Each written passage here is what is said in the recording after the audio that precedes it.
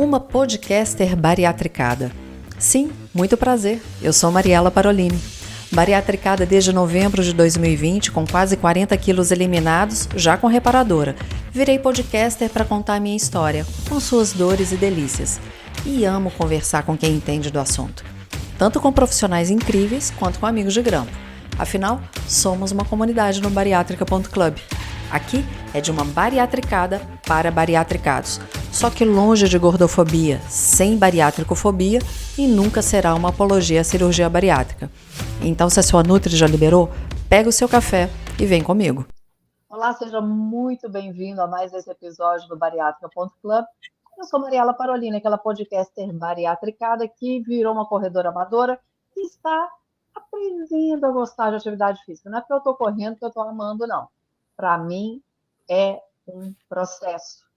Mas com quase 40 quilos a menos fica bem mais fácil, né? E uma das pessoas que me estimula e me incentiva nessa prática é a doutora Luísa Guerra, que está aqui agora, sempre com a gente no Bariátrica.club. Luísa, seja muito bem-vinda. Obrigada, Mari. Começando aí o ano, né, com os nossos podcasts. É o primeiro do ano que a gente grava junto, né, Mari? Gravar, sim, já foram ao ar outros episódios que a gente gravou em 2023, né, no final de 2023, mas que a gente está gravando, esse é o primeiro de vários, porque tem muita novidade, né, Lu? Sentamos semana passada, fizemos o nosso planejamento, e olha, vem o episódio 100, vem os 3 anos do podcast. Cada mês vai ter uma coisa. A gente não vai contar aqui agora o que vai acontecer, mas eu te garanto, acompanhe as nossas redes sociais, porque cada mês uma coisa vai acontecer. Independente se você mora em BH como a gente ou em outra cidade. Então, antes de começar o podcast, quero até deixar aqui. Se você mora em outra cidade e topa fazer com a gente um meetup ou participar de um vídeo que tem na sua cidade, por exemplo, chama a gente. Manda uma mensagem, pode mandar aqui pela plataforma de streaming ou pode ir lá nas nossas redes sociais, @bariátrica.club, @luisaguerra73, @café com Mariela Parolini, @bodyclub.action. Pode chamar. A gente se programa e vai, né, Lu? Isso mesmo. Você sabe qual que eu tô querendo ir? Que outro dia eu fui fazer uma live e não comentei com você. Aqui acontece lá Vitória, Vila Velha. Parece que é super legal essa corrida. Eu vou olhar pra gente, hein? Eu vou olhar. E a gente pode fazer um passeio em família, pode ir até de trem, já pensou? Você vai com os meninos de trem. Pois é. Juntar mas hoje... família, né, Mari? É nossa cara, né? Exatamente. Agora, já que estamos falando de família, vamos para um assunto aqui que, especificamente, a gente vai falar nesse episódio sobre mulheres, mas no próximo a gente vai abordar a questão masculina, sobre fertilidade. Eu vejo muitas mulheres... Eu não me preocupei com isso, porque eu já não tenho útero desde os meus 36 anos. Já contei algumas vezes aqui, coloquei um determinado de hormônio que aumentaram meus miomas, aumentou a minha endometriose. Com isso, tive que tirar meu útero aos 36 anos. Ok, já tinha 2 filhos, não era minha intenção engravidar novamente. Mas, para quem ainda tem útero, eu vejo que algumas pessoas engravidam até muito recente, muito depois, logo assim, pouquíssimo tempo antes da bariátrica. Eu queria que você comentasse a esse respeito, se há risco, por que isso acontece. Vamos falar um pouquinho disso. Vamos falar um pouco disso, não né? Tá ouvindo, Mari? Tô, mas teve alguns momentos aqui que eu ouvi minha voz. Então a gente fala que o mundo, né, da pessoa que fez bariátrica é um mundo à parte, né, Mari? Nessa questão dos hormônios sexuais e da questão da concepção, né, e da anticoncepção também, a gente não deixa de ter esses detalhes nesse acompanhamento que são importantes a gente trazer aqui como informação. Então, a gente sabe que a mulher que tem obesidade, é muito comum ela ter alterações na fertilidade, né? Inclusive, a síndrome mais comum é a famosa síndrome dos ovários polimicrocísticos, né? Onde a paciente ela tem uma dificuldade de ovular e está muito linkado com sobrepeso e obesidade. E o que acontece com essa pessoa, com essa mulher, né, depois da cirurgia bariátrica, é que a gente sabe que a fertilidade dela aumenta, né? Então, quando você perde uma quantidade de peso, igual acontece na cirurgia bariátrica, tem a chance da mulher recuperar os ciclos ovulatórios e ela aumenta a fertilidade. Então, o que a gente deve trazer como ponto de atenção? Mesmo naquela mulher, né, que fez a cirurgia bariátrica e antes dela tinha infertilidade ou diagnosticada ou foi orientada assim, não, você tem um ovário policístico, você não vai engravidar com facilidade. Essa mulher ela tem que ter muita atenção depois da bariátrica, porque esse panorama pode ser que mude e ela pode engravidar com mais facilidade. Então, eles recomendam que a gente oriente a mulher mesmo antes de fazer a cirurgia. Essa deveria ser uma conversa já antes da liberação da cirurgia. Porque a gente deve colocar opções também que sejam seguras nessa época, que é uma outra questão, né, Mari? A gente sabe que o paciente que faz a cirurgia bariátrica, pelas alterações gastrointestinais que a gente tem, você muda a absorção de N medicamentos, de N nutrientes, e não é diferente com os anticoncepcionais orais combinados. Né? A grande maioria... Eu ia te perguntar, eu vejo muitas mulheres comentando sobre isso em grupos, falando com medo disso, ou então aquelas que menstruam logo depois, fica às vezes desregulado para depois normalizar isso, né? E assim, a gente existem uma série de detalhes, né? Que é o quê? Se ela está usando anticoncepcional oral combinado, ela já deveria ser orientada a retirar pelo risco de trombose, né? O anticoncepcional oral combinado, ele tem estrogênio, que ele, junto com a cirurgia, ele favorece as complicações trombóticas, né? O tromboembolismo pulmonar, a trombose venosa profunda. Então, geralmente, até na mulher que também faz a reposição, tá? Na pós-menopausa, ela deve ser também orientada a tirar 4 semanas antes. E, obviamente, a gente tem que alertar ela do risco, né? Então, assim, a mulher que já tem essa conversa antes, a gente já pode, por exemplo, colocar um DIU de levonorgestrel antes da bariátrica, então ela não precisa de esperar isso acontecer.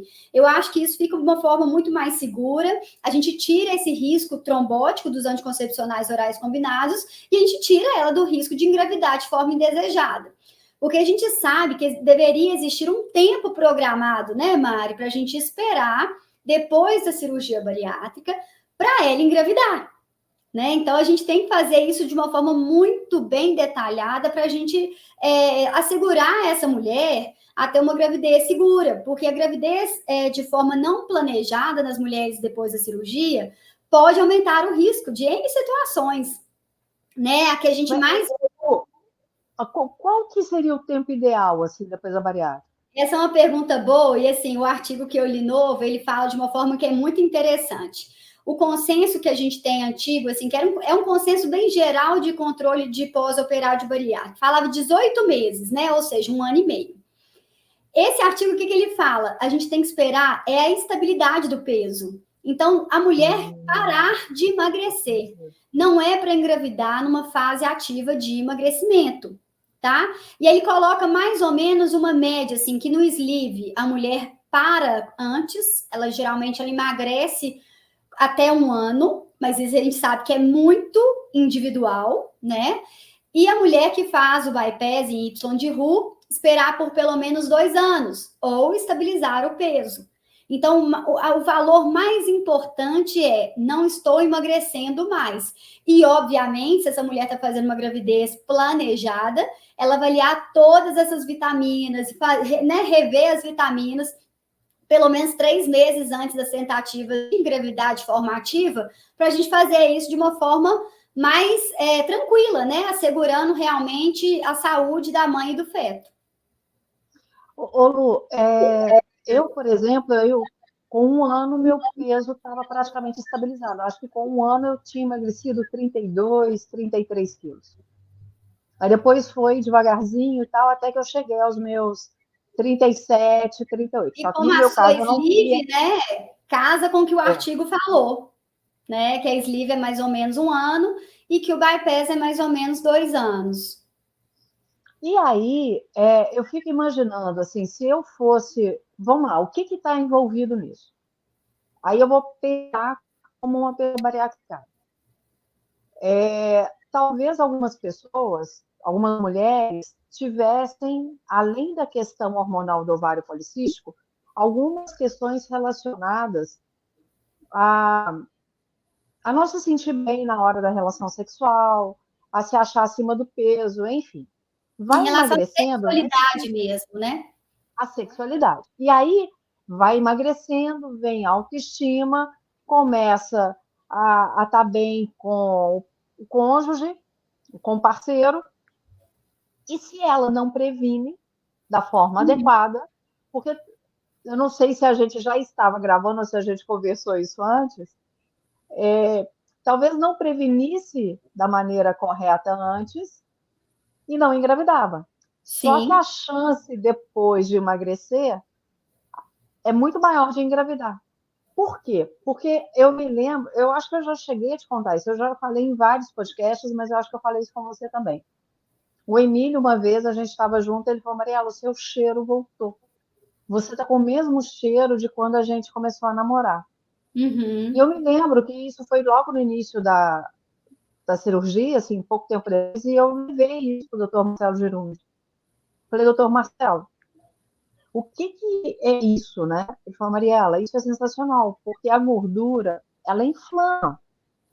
Então, Sim. você tirando a gordura, você está tirando o processo inflamatório. E aí, as suas glândulas, elas estão produzindo novamente de forma adequada. Perfeito.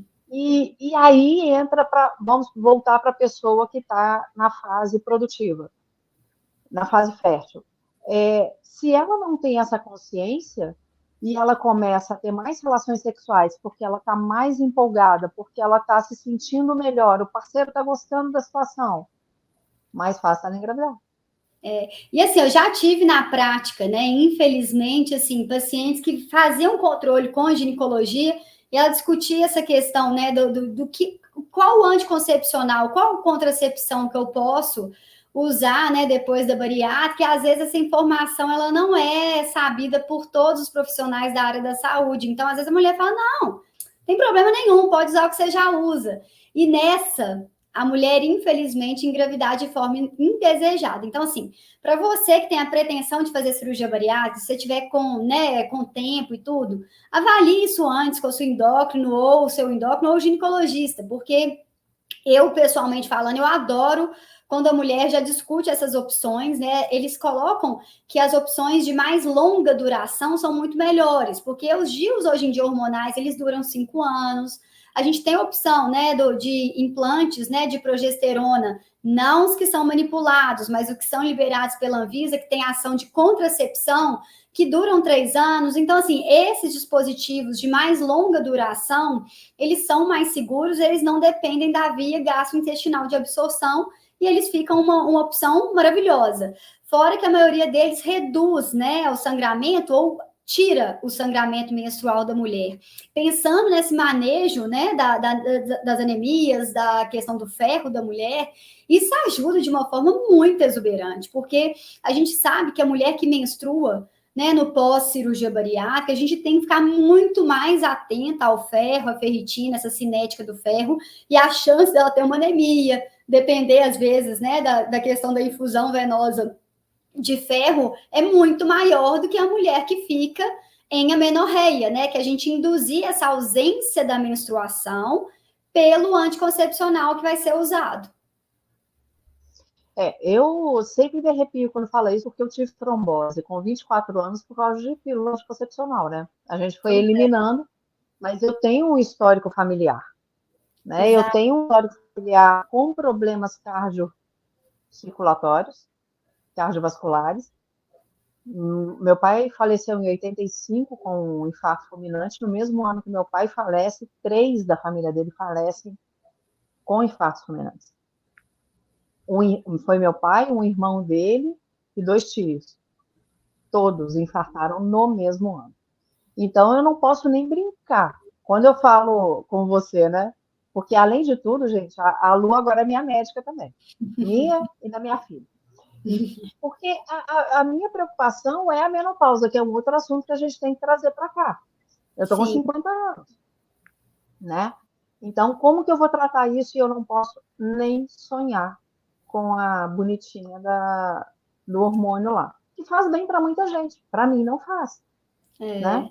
Isso aí. Então, a gente tem, e o médico é que vai ter que saber isso. Agora, Lu, eu fico imaginando a cabeça da pessoa que engravida logo depois. Por quê? Você não cabe o alimento no seu estômago, porque no início cabe muito menos, você está adaptando a toda aquela situação nova do que você vai comer.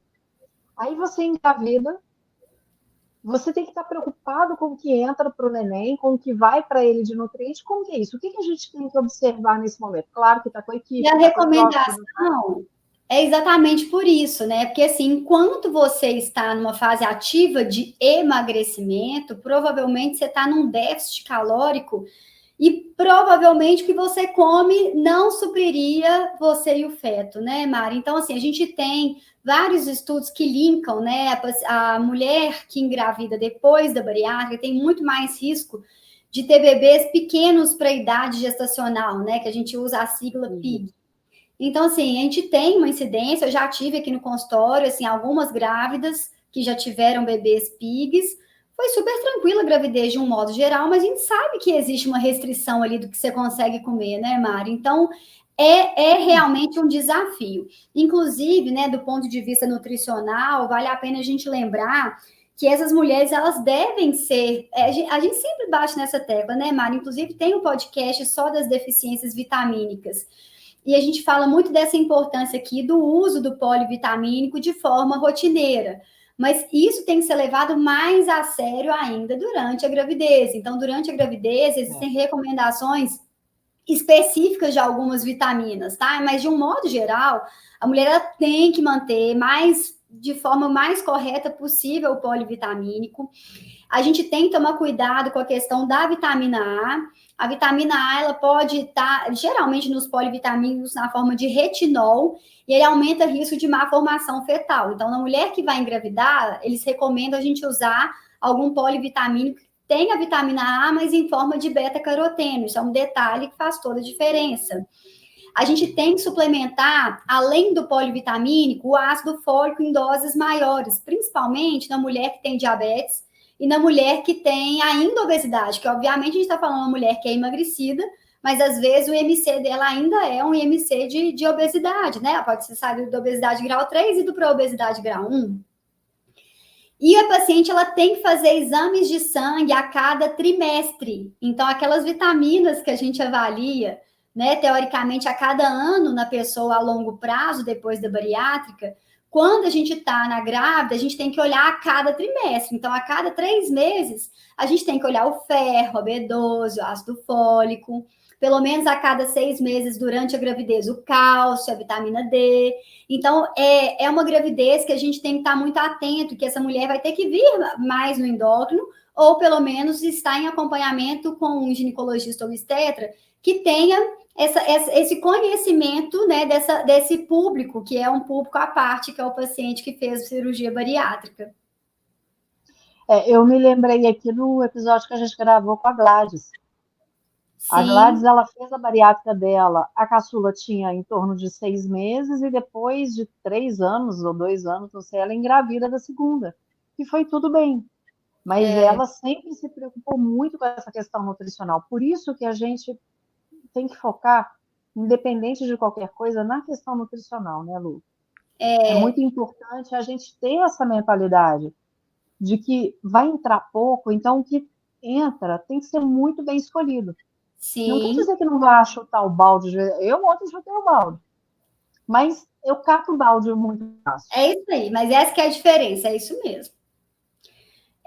Uma coisa que eles falam muito, né, que é também uma coisa que é rotineira, assim, inclusive mesmo antes da gravidez, é a questão da ênfase nas proteínas, né, Mari? A gente sabe que principalmente na grávida, não sei se você teve náusea, mas eu tive muita náusea na segunda gravidez. Nossa. E a náusea te faz querer só carboidrato, às vezes, né? Então, assim, se você te pedir para comer uma carne, às vezes você quer vomitar, mas é importante a gente lembrar na grávida, né, que essa demanda nutricional é ainda maior. Então, assim, não existe muitos estudos que pegam essa questão isolada da proteína na grávida, mas a gente sabe que ela tem que comer pelo menos 60 gramas de proteína por dia, e essa recomendação também depois da bariátrica. Então, se a gente está com pouco apetite, igual você falou, a gente tem que ter atenção para as proteínas. Então, está com pouca fome? Come um ovinho, toma um iogurte, come um pedaço de carne leve. Então, assim, a gente tem que tentar mudar um pouco isso, porque o que é leve geralmente é um carboidrato refinado, mas que nutricionalmente tem zero representatividade, né? Não vai ter fibra, não vai ter vitamina, não vai ter proteína. Então, é aquela caloria que a gente chama de caloria vazia, né, Mari? E que acaba não trazendo nutrição. E essa questão também do, né, no primeiro trimestre, a gente sabe que os vômitos são muito frequentes. Esse é um ponto de atenção também. Então, a mulher que é pós-operada de bariátrica, que está tendo vômitos, ela tem que ter uma suplementação da vitamina B1, que é a tiamina, tá? A tiamina, a gente já falou também no podcast de deficiência de vitaminas. A deficiência da B1, ela é muito importante. Ela pode trazer um quadro de encefalopatia, de neuropatia mais aguda. Então, a mulher que está vomitando, como ela não consegue absorver tudo, ela tem que ter uma dose específica de tiamina para evitar que ela tenha as complicações de uma deficiência aguda de tiamina, que é uma coisa muito inacreditável, é uma coisa grave. Então, vale a pena a gente ter esse ponto de atenção e trazer esse tipo de informação, que é muito interessante. Lu, quais são, então, se a gente pudesse resumir para a pessoa que está ouvindo aqui o podcast, quais são os principais cuidados? Então, no pré-operatório, fazer discutir as possibilidades de contracepção, né? Tanto com o ginecologista quanto o endócrino. Isso. E o próprio cirurgião também já vai tirar algumas dúvidas, acredito também, eu. Né? Também. Aí, no pós-operatório, vai sempre continuar com o Nutri, vai fazer a consulta com a ginecologista, obstetra, e aí quais são os cuidados ali? Vamos lá, para quem quer engravidar, esperar estabilizar o peso. Uhum. Então, vamos colocar 2 pontos. Se a pessoa engravida antes de estabilizar, quais são os cuidados? E se ela engravida depois de estabilizar, quais são os cuidados? Tem diferença? Não, na verdade, não tem, assim, eles colocam que é preconizado, né? Aí seria uma situação que é fora do que a gente quer, mas eu acho que, assim, a mulher que engravida fora do tempo, aí ela tem que estar realmente com uma nutri bem boa para ajudar, para ver se, assim, se ela não estiver conseguindo adquirir todo o volume, a densidade calórica que ela precisa para o crescimento fetal, né? E aí tem que ficar muito de olho nos ultrassons para avaliar o perfil de crescimento desse feto, dela entrar com suplementos, né, Mari? Obviamente, a gente sempre quer que a pessoa adquira as vitaminas e minerais, as proteínas, o máximo possível com alimento, comida de verdade, mas em algum momento, se não der certo, né, que ela esteja acompanhada para entrar com suplementos, para estar pelo menos usando os polivitamínicos de forma bem correta, de realmente fazer os exames, porque, obviamente, mesmo usando polivitamínico, né, Maria, a gente tem isso na prática clínica também dos pacientes que não estão grávidos, da paciente que não está grávida.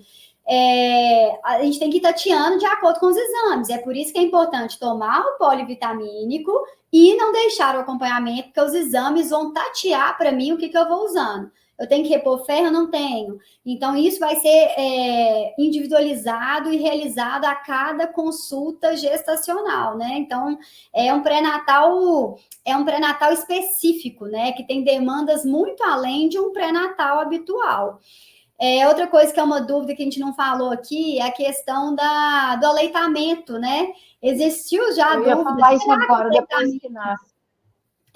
Será que o aleitamento materno, né? Será que o leite das mulheres após a bariátrica, né? É um leite que resolve, né? Que dá conta do recado de um recém-nascido? E, obviamente, a gente sabe que o aleitamento ele é encorajado, ele deve ser orientado por pelo menos 6 meses, né? De aleitamento exclusivo, igual uma gravidez habitual, porque isso faz toda a diferença, né, para a mãe, inclusive, né, para o retorno do peso antes da gravidez, que a gente sabe que isso é importante, e mais ainda para o recém-nascido, né, porque realmente é o melhor alimento para o recém-nascido, é realmente o leite materno, né.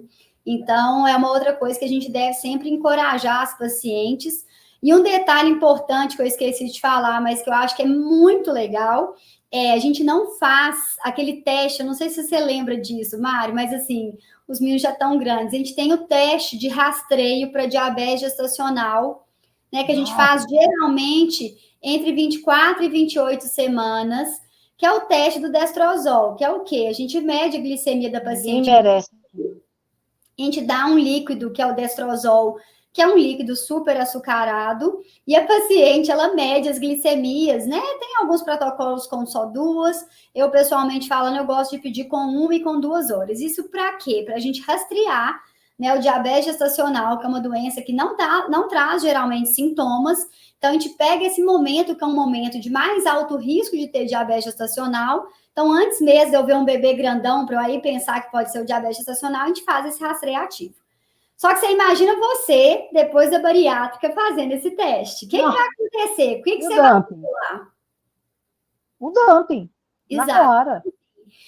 Isso é muito importante, porque eu já tive brigas, né, com colegas da ginecologia obstetrícia, porque eles queriam, de qualquer forma, que a paciente fizesse um rastreio ativo, tá? A gente não faz o destrozol depois da cirurgia bariátrica, tá, gente? O motivo é, primeiro, quando a gente pensa, né, nos dados que são coletados para trazer o que é a faixa do normal da glicemia desse exame, a gente não incluiu pacientes que fizeram bariátricas. Então, esse exame ele não tem nem valor, tá?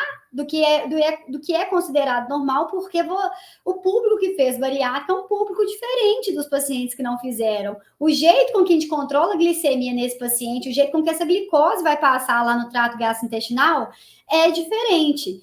E a gente sabe que o dumping, né, que é essa síndrome de dumping, que vem quando principalmente eu como alimentos muito concentrados em carboidratos refinados, que é o destrozol, a chance desse paciente ter um dumping, uma hipoglicemia, inclusive, é enorme. Então, você vai ter um resultado que não tem valor, tá? A gente não tem valor aquele exame ali. E outra coisa, a gente submete a paciente e o feto a um risco de uma hipoglicemia.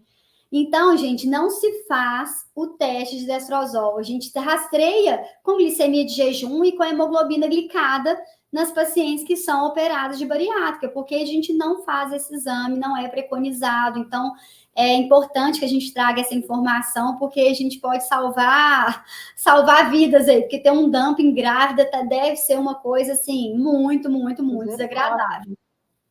No meu caso, é só dormir. Então, eu acho que eu ia hibernar, porque a gente, quando está grávida, já dorme mais. Mas imagina quem tem aquela dumping clássica, assim, né? Nossa, Deus. Lu, eu fiquei tentando recapitular, Mari. Fiquei tentando recapitular, assim, as pacientes que eu acompanhei grávidas, né, para ver se eu tinha algum caso interessante. Um dia eu vou tentar ligar para ela poder fazer um podcast com a gente.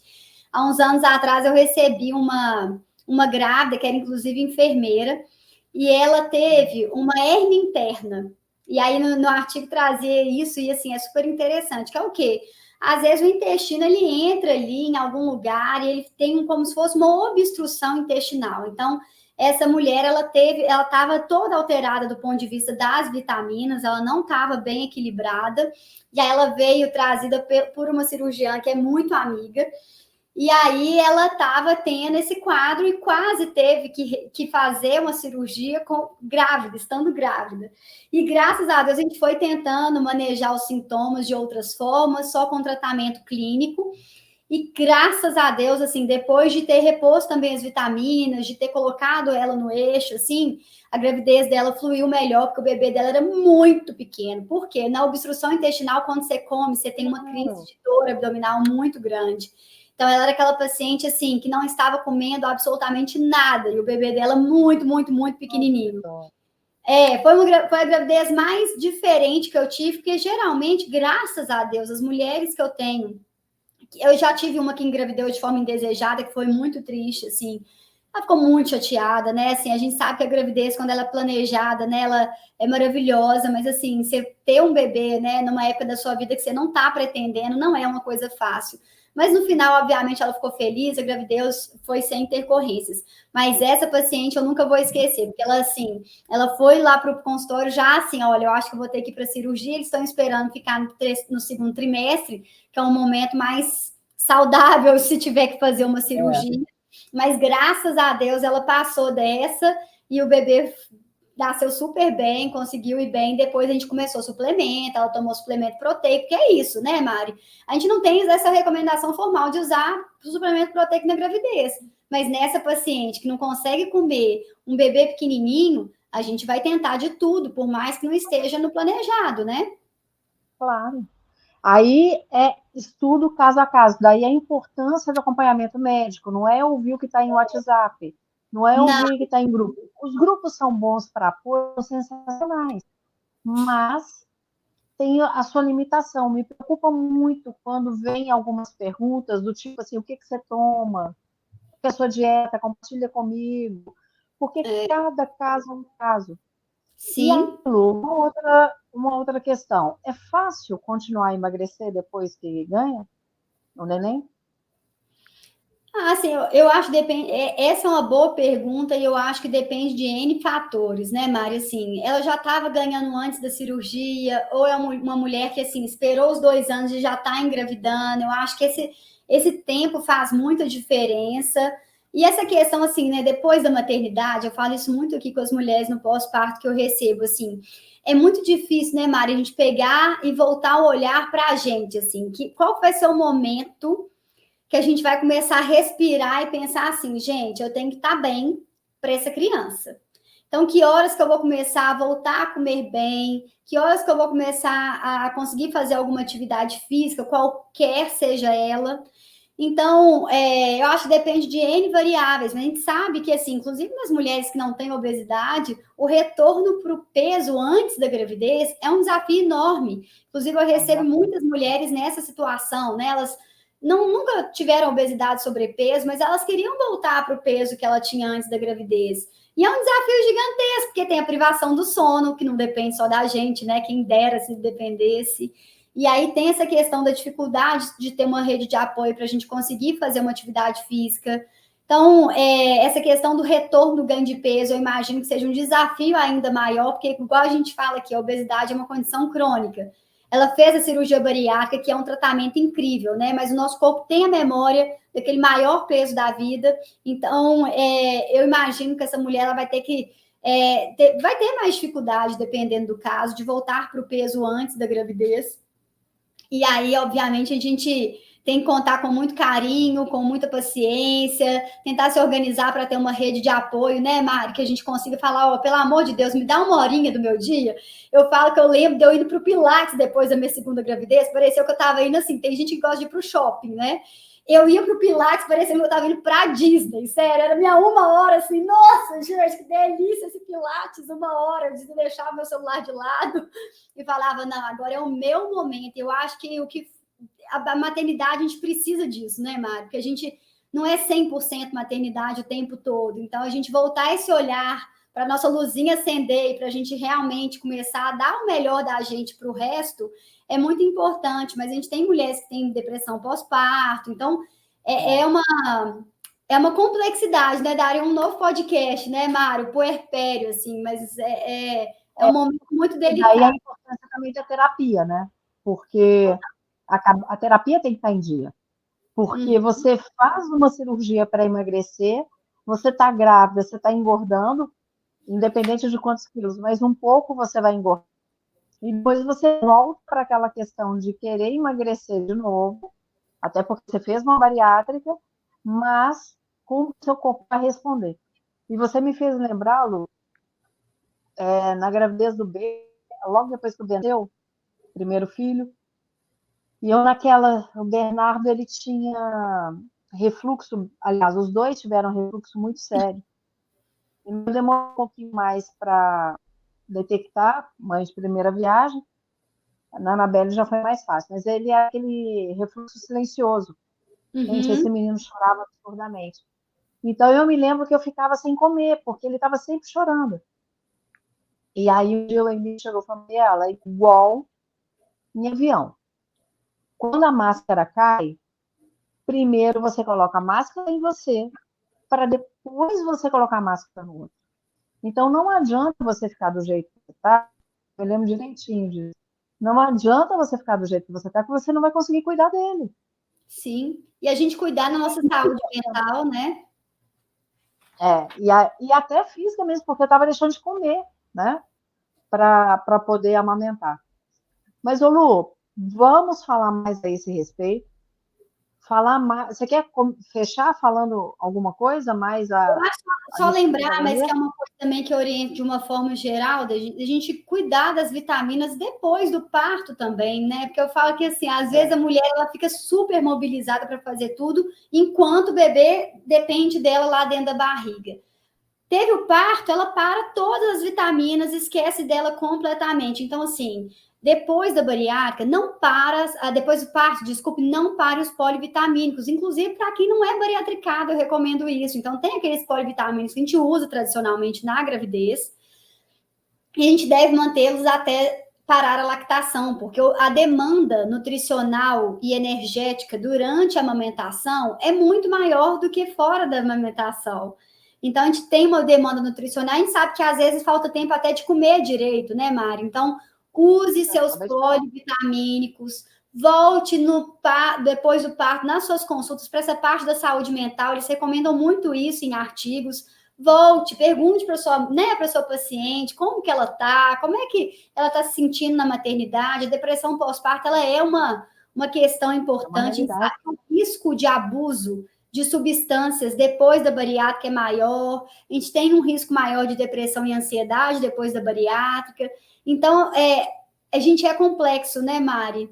E a gente não dá para superficializar esses temas. Então, conte com uma rede de apoio médica, né? E com uma rede de apoio de amigos, de familiares, porque eu acho que isso deixa o processo todo um pouco mais leve, né?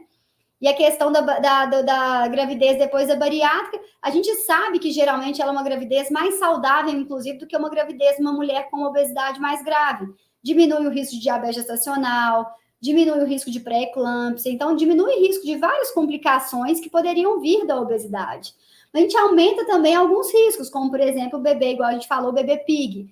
Então, a gente tem que fazer de um jeito carinhoso, de um jeito correto, fazendo as orientações todas da melhor forma possível. É isso. E se você tem alguma dúvida com relação... Eu fiquei pensando um monte de coisa aqui, mas é uma realidade diferente da minha. Apesar de eu já ter tido filho, depois da bariátrica eu não tinha nem a intenção nem a possibilidade de ter filho. Mas se você conhece alguma bariatricada que tem essa vontade, ou o que aconteceu, deixa um comentário aqui, ou procura a gente nas redes sociais. As redes sociais estão rodando aqui embaixo, @bariátrica.club, @café com Mariela Parolini, @luisaguerra73. E a gente vai falar também, se você é homem e está ouvindo esse podcast, não se preocupe que a gente também vai falar das questões hormonais que podem acontecer e influenciar na fertilidade masculina. E se você tem alguma outra ideia, olha, eu quero saber sobre tal assunto, manda para a gente também. Porque agora tem a Lu aqui, que é uma especialista da área de saúde, vai falar a esse respeito. Se não for a área dela, a gente vai buscar alguém, né, Lu? A gente vai atrás de alguém que possa também falar. Então, eu falo que a gente gosta de estudar e conversar sobre o tema, né, Mário? Então, assim, todo mundo, né, que quiser trazer realmente essas dúvidas, algum caso interessante, a gente está super aberto. E se a gente não souber, a gente busca quem sabe ou estuda até saber. Exatamente. É assim que funciona. Olha, então, mais uma vez, muito obrigada porque você está aqui acompanhando esse podcast. Se você está no Spotify, tem um sininho aí, você vai, agora é o mais, né? Vai lá, segue, dá 5 estrelinhas, que para a gente é bacana. A mesma coisa se você estiver lá na Apple Podcast. Se você estiver aqui no YouTube, siga, compartilhe. Tenho certeza que tem muita gente que quer saber a esse respeito. Eu não sei se você sabe, mas o Brasil é o segundo país no mundo em cirurgias bariátricas. E o bariátrica.club já chegou em 2023 a mais de 23 países. Então, tem muita gente querendo saber esse respeito e você pode nos ajudar compartilhando, porque aqui a gente preza a informação confiável, a informação séria, longe de gordofobia, também sem bariátricofobia, igual é falado aqui no início do podcast, porque não é uma apologia à cirurgia bariátrica. A gente está falando de um dos tratamentos para a obesidade, que deu certo para mim, e dá certo para um monte de gente. A luta aqui para provar que existem vários tipos de tratamento para obesidade. Lembrando que a obesidade é uma doença crônica. Mas, enfim, estamos esperando o próximo episódio, viu? Um beijo, Deus te abençoe e até a Beijo, próxima. pessoal. Muita saúde e paz para todos nós. Até a próxima. Gostou? Então clica para seguir e aproveita para compartilhar. Tem sugestão de algum assunto? Só encaminhar nas nossas redes sociais que nós vamos atrás de um profissional top para falar a respeito. Eu te espero no próximo episódio. Já deixa o seu café ou a sua água preparados.